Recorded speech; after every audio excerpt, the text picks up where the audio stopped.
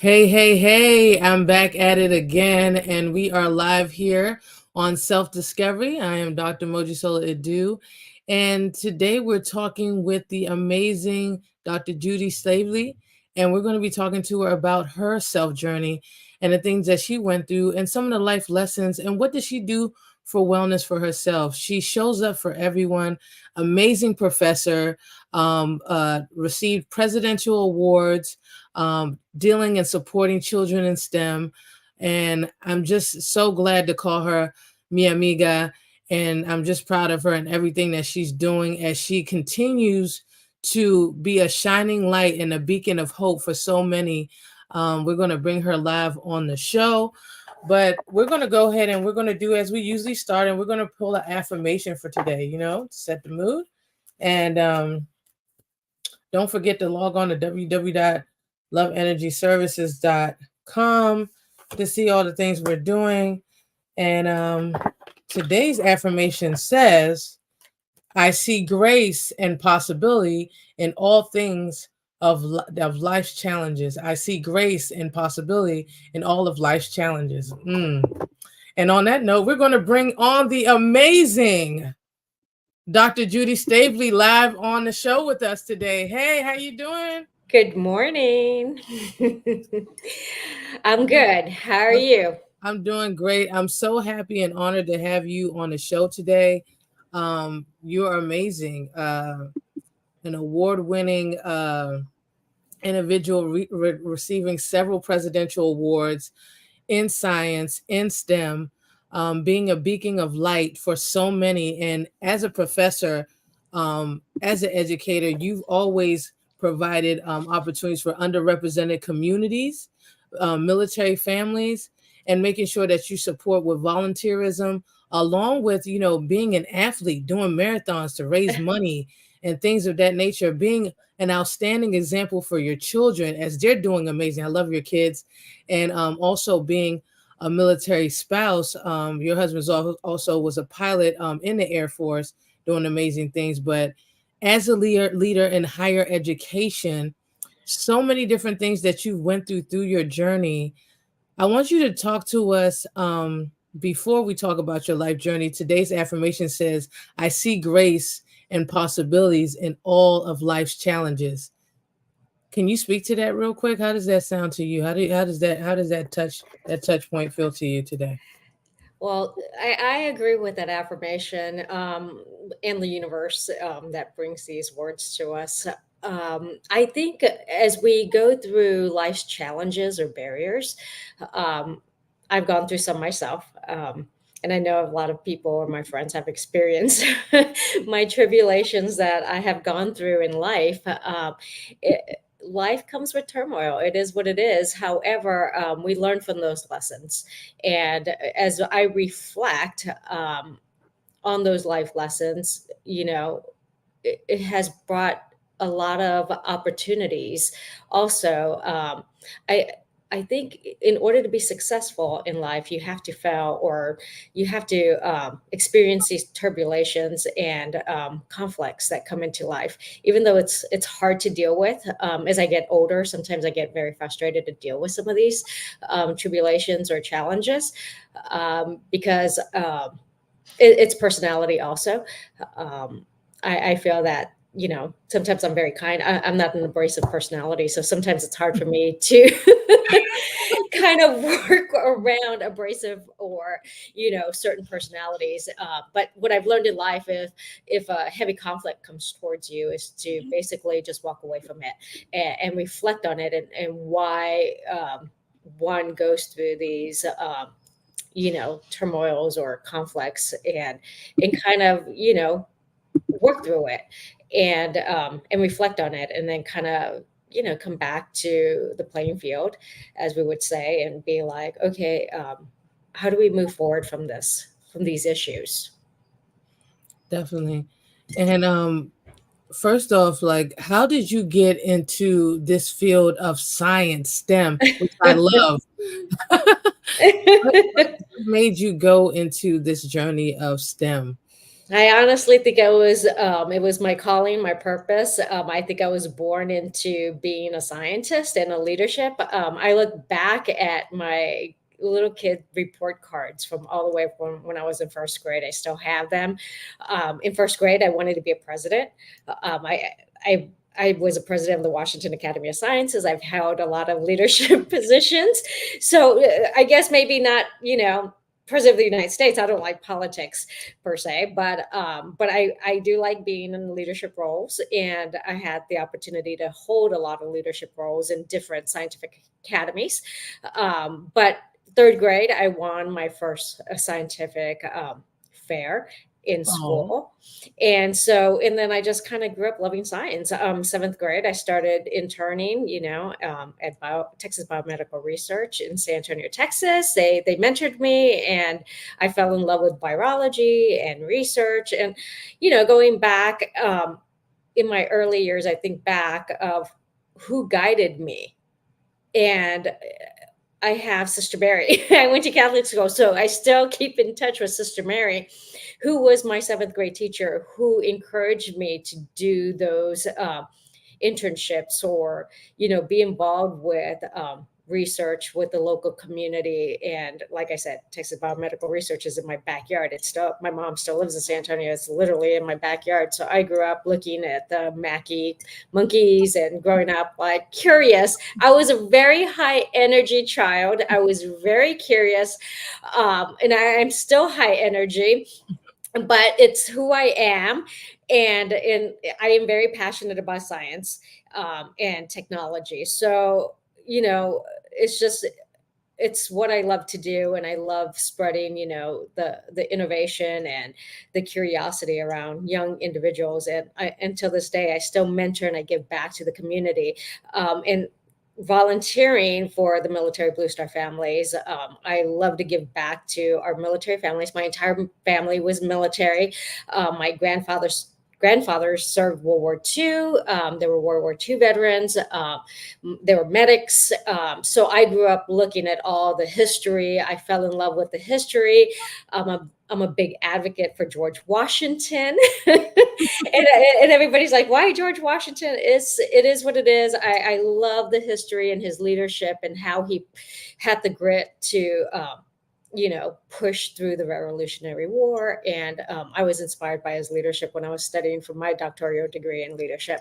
So, but I love giving back to the community, like I said, and the military Blue Star families, mission and values, have been incredibly awesome since the beginning. Kathy, the CEO, has been amazing with this organization, supporting not only the families but military spouses. Being a military spouse, as you mentioned, was very hard, moving and trying to keep a job.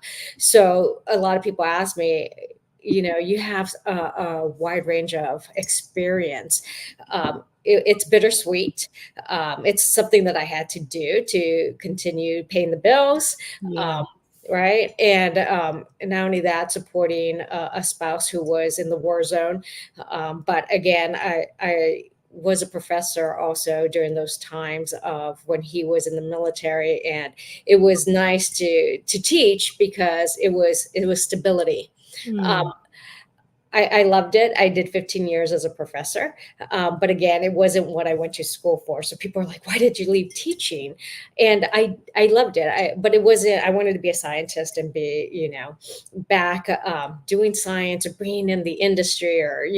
So I've been very blessed to have, moved around with the, working for the DoD and being a government contractor and being a biotechnology subject matter expert. So, and being in the thick of COVID and being in the middle of the chaos, I look back, and today I actually posted on LinkedIn and on Facebook and my social medias because I was looking back at memories from the beginning of 2020.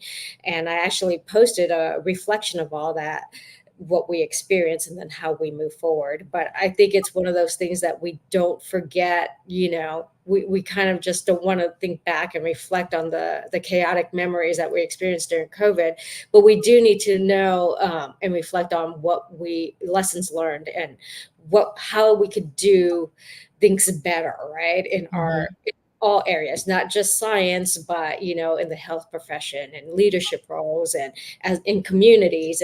And that was one of the things that with the communities, with the military, being the Blue Star families or any type of organizations, the academies, it was those times that we had to come together and come to discussions and agreements or consensus and try to push forward through something that we had never experienced, right? So Definitely. I mean, it's something that the pandemic definitely changed the world, and you dealing with science and the medical field and, all sorts of steps of STEM.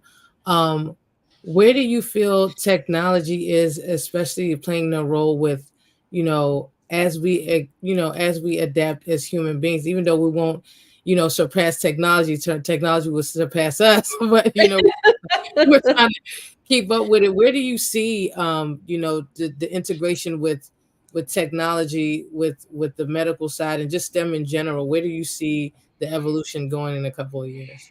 well, for the biotechnology area or science in general, we were just discussing this last night, me and my colleagues who are in the biotech industry.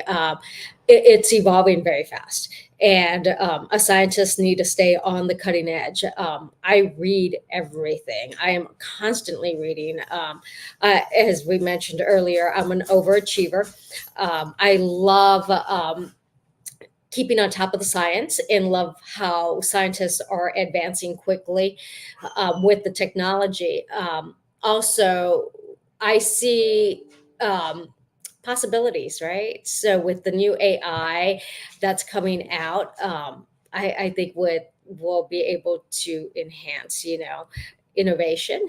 And this is an exciting time for our young generation or young scientists. I have a lot of mentees that are doing research, right? I think this is an exciting time for them to explore all these new areas of technology where they can sequence DNA or messenger RNA or specific protein to, make a lateral flow assay or, maybe a vaccine and stuff. So but it is evolving fast. I'm loving the fact of my daughter's also in STEM, and when you also work with young engineers too, like bioengineering. My daughter, she's studying mechanical engineering, so I'm loving to see the excitement of STEM from the young people in this new age. It wasn't something that it was so highlighted back in like our day, but now it's just like this explosion of excitement, and the nerd inside of me is just I feels about it, right? And how rewarding it is, at the time I used to teach at Prince George's County elementary schools and high schools. When you were teaching, how rewarding is to see your students now and your mentees as they're developing and growing now? Like, how does that feel? It feels great. It's exciting because I think when we get together and we discuss what the projects are, we do kind of like little team discussions or, we go to lectures together and it's exciting to see them grow. But again, it takes the support of the scientific community to come and support them also. It's just not me, but Mhm. I love to see them motivate each other. And again, there a lot of them right now. My mentees are females, and I do have one male in Alaska who's in high school and pursuing STEM.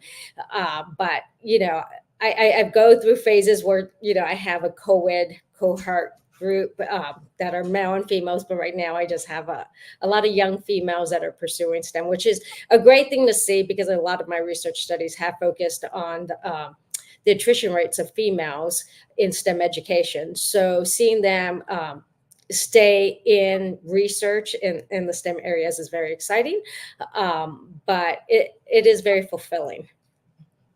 Definitely. And when we're looking at, because you've provided a lot of opportunities for a lot of underrepresented communities, because sometimes with funding, with school and stuff, and I know it's challenging with funding, even with doing research.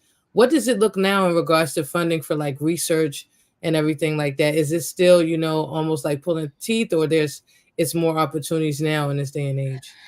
To be honest, I haven't been, really engaged on the academic funding side of things Mhm, as much mhm, as I was when I was a professor. mhm, There I know the initiatives are there. There's a lot of government grants that are coming out. There's a lot of Mhm. incubators, and there's a lot of competition. So it's Mm. there. The funding, specifically, how much is going to academics and startup or incubators. I don't know. Like, I haven't been in that area Mhm. this past year. Besides, but there is funding, and I encourage, for all scientists and young scientists to apply. I do see a lot of young competitions, like the STEM challenge. I judged the STEM challenge for high school. So I am seeing a big change with the science community targeting younger age, such as middle schoolers and high schoolers, to be more engaged in the junior academies. So that is very exciting, because I think one of my missions when I was a professor, I had a lot of support and encouragement from older board members, encouraging me to reach out to middle school students and do scientific outreach. And now to see middle school students from across the country, and also high school students, start doing independent research, right? It's exciting, and they're brilliant. These kids are brilliant. They are. So how do we embrace that in the scientific community? So the Washington Academy of Sciences and AAAS are also taking initiatives to encourage young scientists. And AAAS, I'm a member of AAAS.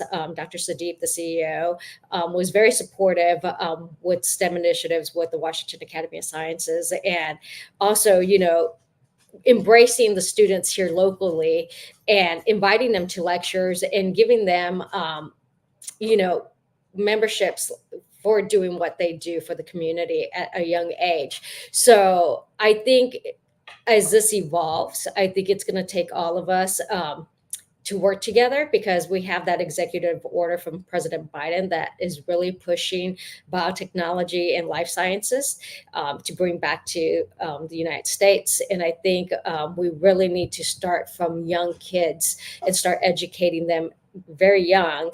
Um, Hey, I was in third grade, right? That Mhm. when I started Yeah. doing my research project. So there are kids out there that are very passionate about science, and I have some of those mentees who I'm mentoring, and I'm very fortunate enough that the science community here in Maryland and my colleagues are willing to lend the helping hand to do workshops for them, and on the weekends or after school, and support them in their research initiatives. And I think across the nation, if we can do that, that would be great. I think with any industry, especially with science, is because the way I'm looking at it as the advancement of technology, a lot of these things we went to school for are becoming obsolete. So you Mhm. have to stay on the ball on what's new, and especially for these kids now to become marketable. It's like you said, very competitive. So starting them at a grassroots age, and I was saying, like you said, start at elementary school and continue to work your way up, because even some high school, I know Eleanor Roosevelt has a cybersecurity program Mhm. extension, starting to apply these things in biotechnology in these schools early age. So then by the time they're getting to college, like they're already on the ball. I think it's great. And I want to, kind of reinforce the whole mentoring thing, because I Hmm. think I had great teachers, Yes. and sometimes you might not have the teacher that might not be interested in your area of study, or even Hmm. but kids reach out to me. I talk at the Maryland STEM Festival, and I volunteered to be engaged in the scientific community, and these girls reach out to me. They come up to me and say, "Hey, Dr. Staveley, I really want you to be my mentor." And yeah, I take them under my wing, and that's something personal that I do, but I encourage every scientist to do that. And again, they know my area of study, so they like to collaborate with me. But however, those role models have to be there. There's so many role models, and I think we're seeing more and more role models come out on social media, which is very exciting. Definitely. And so not only being a scientist, Dr. Staveley is also an athlete. Okay. Like an amazing athlete who has ran many marathons to support amazing causes. I still don't know where you get all this energy. I need a little bit. Give me some, give me some of that energy. But she is amazing. Tell the audience how you got started in running and doing this amazing work that you're doing as an athlete. Well, I'm very high energy. It's my personality, it's my genetics. I've been running since I was a little girl. And like I said, I've always been high energy. My mom, stuck me in a lot of different um, things after school. She would stick me in bowling. She stuck me in golfing. She stuck me in. I used to be a horseback rider. I was a Wow. dancer for 20 years. So she really, you know, I'm so grateful for my mom because, and also this all happened at, shout out to Kelly Air Force Base because I was an Air Force child. So a lot of those activities that I partook in when I was a child, was trained by the military people that brought me up, which I think instilled a lot of discipline in me. Because I think being an athlete, you have to be disciplined. But again, I think it's a trait that you acquire when you're just. I know some people don't like to run, but some people like to do yoga, Hmm. and but running is my outlet. I always say I was blessed to be a triathlete and a runner, and to do these sports. And I have ran for funding for cancer research back when I was an undergraduate student. We didn't have money coming in, so I needed to do my research, and Hmm. I did my first triathlon to raise awareness for cancer research, and I raised funding and got money to finish. My research, and that's how the triathlon started. And but yeah, I've been running USA track and field since I was in sixth grade, and I have done marathons. We were just discussing the other day in DC. My friends came to visit the White House this past week, and they were like, "Judy's always been running and raising funds and volunteering," and I ran marathons. I mean, as young as in middle school, just to built the gym at my old elementary school. They have a gym now. Aw. So I know, and I need to go back, but those are fulfilling. I look back and it's a purpose that you're given. Um, it is what it is. I love, being an athlete. I have run for a lot of different causes. Autism was one of my biggest things that I used to for when I did my residency at Hopkins and Kennedy Krieger. Mhm. I used to raise funds for autism and neurobehavioral. Um, so yeah, it is what it is, and I'm still running, not as fast. I might not podium as much, but I'm But just blessed to be still out there and having a good time and staying healthy. And I think that's one of the major factors that we need to focus on is getting out there, finding your outlet. You love to do yoga and Pilates and your wellness, and I like to run, and that's all okay. It's all about mindset, being healthy, eating right, and health is wealth. So yes.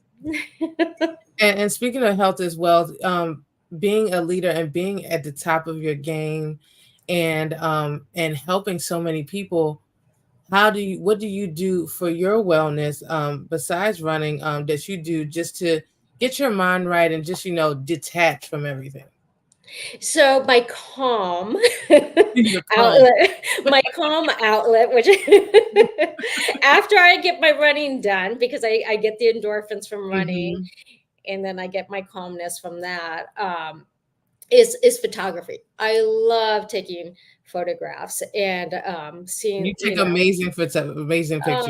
thank you, thank you. And that's my other hobby. I love taking photographs, and that's when I was a professor. The Platform magazine came actually from my students. I had Trisha. She was one of my biology students, but she was a graphic designer, and that magazine has evolved, and it's really there to give back, to teach.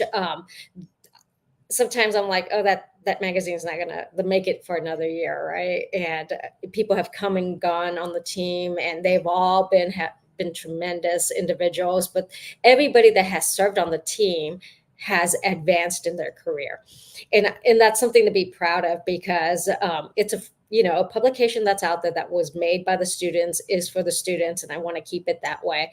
And now we have the young girls, who are in college, who are contributing, and they're mainly all my mentees, right? and, and they're writing amazing articles to educate. So we have, two editors, Archie and Jahan, amazing high school students from, Virginia and Maryland that I mentor, but they are writing articles to educate and advocate for science and biotechnology. And then we have a girl from Texas, Caitlin, who is, advocating against obesity and educating, on nutrition, and doing, her social media posts. And I highly recommend that you follow her, because she educates how to do proper Pilates and, yoga techniques. And then we have soon, my other mentee who's studying to be a doctor. She'll be a doctor here pretty soon. I'm excited. Jennifer Rios. Yeah.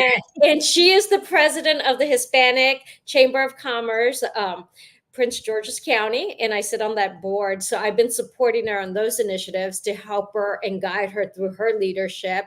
And she's conquered the first year being president of this organization that she came up with an idea. And I said, let's do it. Let's do this for the Hispanic community. And now we're trying to advocate for, Hispanics or underrepresented communities in STEM. So we're working on those initiatives with, the state of Maryland. So that's exciting. But Wow. do follow the Platform Magazine. It's there to give back, and we're always happy to receive articles that are inspirational, positive, and that we can publish in the magazine. Follow the Platform Magazine is excellent, and that's how we actually connected through media. Me doing my media stuff, and it's amazing. And looking at all that you came to this point that you are in this stage in your life, how do you pull some of the power? Because I always focus on the inner child. How do you pull some of that strength from that younger version of you to now, and how does she assist you now in your adult age? I think I reflect a lot on my younger years, right? And like I said, I've always been high energy, but I think I've learned to, you know, be more calm, have a Mm, more calm. As I get older, I'm a little bit more calm in my personality and mhm, but I think that comes also from learning and mhm, experiences.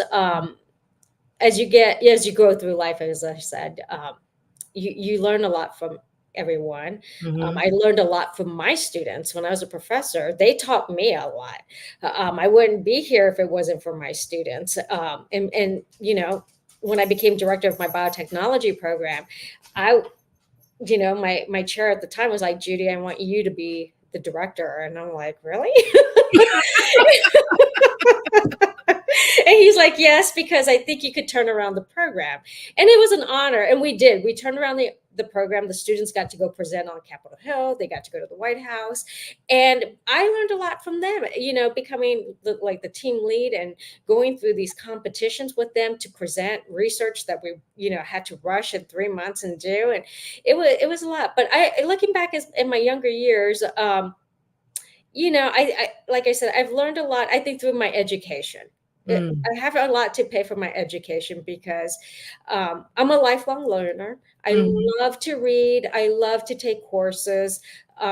People, might not be like me. They might not, you know, love to learn, but I always say, it's when you read, you acquire that critical thinking, right? And I see that in my mentees also. They're always advocating for education, mhm, in no matter what their major is. Dr. Rios, soon to be Dr. Rios, mhm, she's in business, right? So she's getting mhm, her doctoral degree in business, and she's always advocating for education. We get feedback. Maybe there's too many degrees, or I think there's a perception of right now with companies hiring people without degrees, which is fine. mhm, I'm the person with a lot of degrees. You don't need a degree to do the job. If you pick up a book, or if somebody mentors you and trains you, you can do the job. But I do think at some point in your knowledge or acquiring knowledge through education, you do acquire different skills. Hmm. There's discipline also, I would say, at the PhD level or the Hmm. doctoral level, which I never thought I would ever do this, by the way. I did not like undergraduate degree. I was like, I just want to get my bachelor's degree and be done with it. It was tough. I would say being a pre-med student was very tough. And then I really enjoyed my master's degrees, but I was like, that's it. I just want a job. I want to settle down. I just want to finish college and never have to go back there again. Somehow I just keep going back. And I think what I like is collaborating. It Hmm. might be virtually, it might be in the academies. I love to collaborate. We do learn from each other. We might not agree on everything, but we do learn from each other, right? And I always think discussion is very important, and some of these like podcasts also. And you're doing an amazing job. Thank you. And we're going to be wrapping up in a few, but seeing that you still have that fearlessness from when you were a child, and she's still there, supporting you and cheering you on.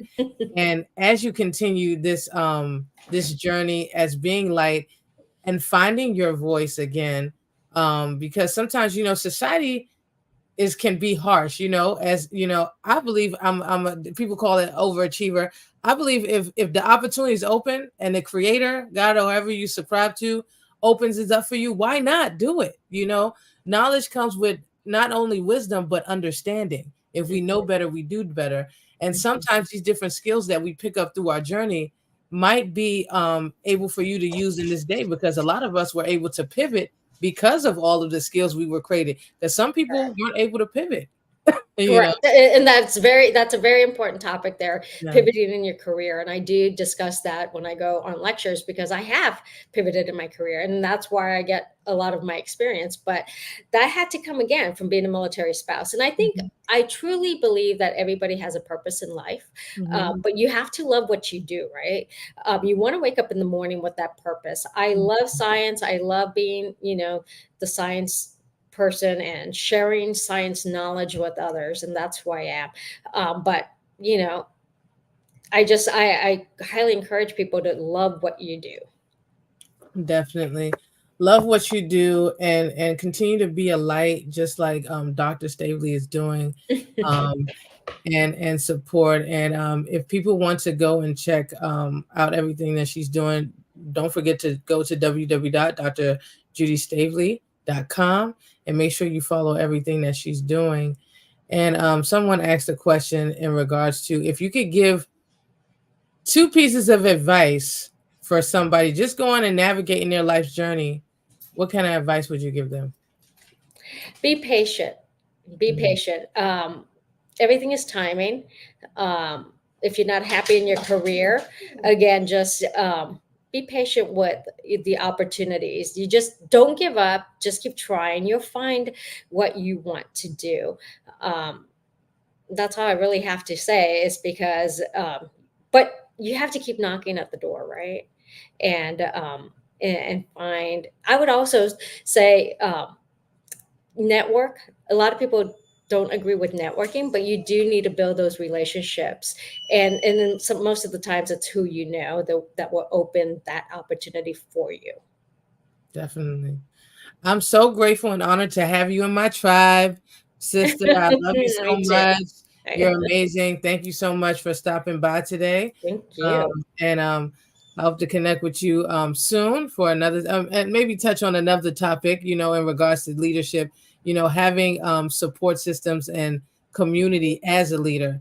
That might be another topic we might talk to you about on another time.